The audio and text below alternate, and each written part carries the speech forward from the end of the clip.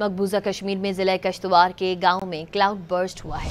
श्रीनगर से भारतीय मीडिया के मुताबिक मकामी हुकाम ने बताया है कि बादल फटने के बाद बारिशों और सैलाब से 46 अफराद हलाक और 50 अफराद लापता हो चुके हैं।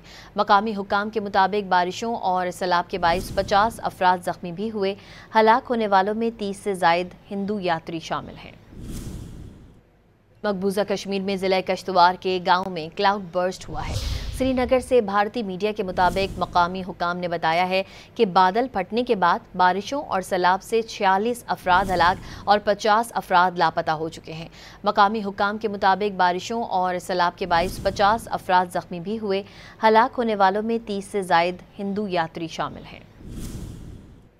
मकबूजा कश्मीर में जिला कश्तवार के गांव में क्लाउड बर्स्ट हुआ है। श्रीनगर से भारतीय मीडिया के मुताबिक मकामी हुकाम ने बताया है कि बादल फटने के बाद बारिशों और सैलाब से 46 अफराद हलाक और 50 अफराद लापता हो चुके हैं। मकामी हुकाम के मुताबिक बारिशों और सैलाब के बाइस 50 अफराद जख्मी भी हुए। हलाक होने वालों में 30 से जायद हिंदू यात्री शामिल हैं।